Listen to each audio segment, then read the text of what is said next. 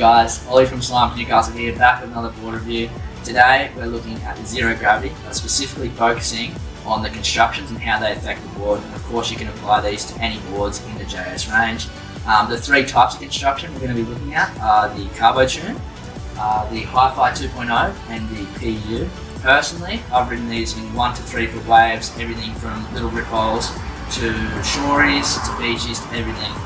The Xero Gravity itself is a really great board, which Timmy's already done a review on. We're going to be focusing a lot more on the construction today. So the Carbotune is what we'll start with. It's a stringless EPS wrapped in carbon. Personally, I think the weight is really well balanced. I think a board that's too light sometimes a little bit funny, but JS have heaps of experience with this one.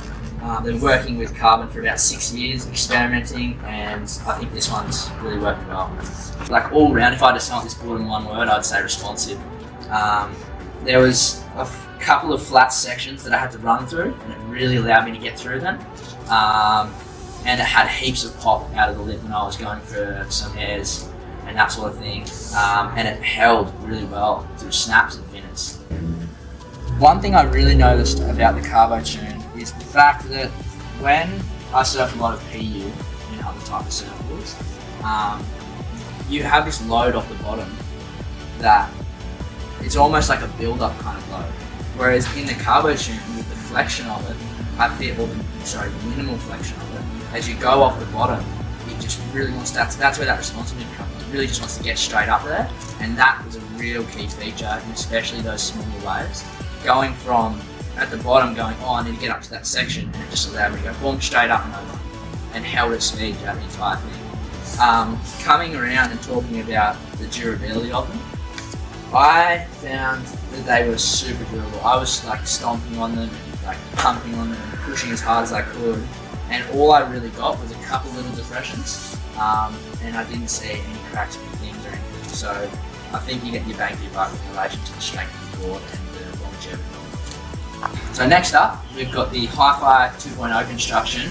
This one's slightly more lively and responsive than the PU, but not as much as the Carbotune. In comparison to the Carbotune, I found this was a little bit, had a bit more holes through that bottom turn and along through that rail turn as well. I think that's due to the construction through the middle here, where it's just a little bit more flexy in comparison to the Carbotune, but not as flexy as the PU.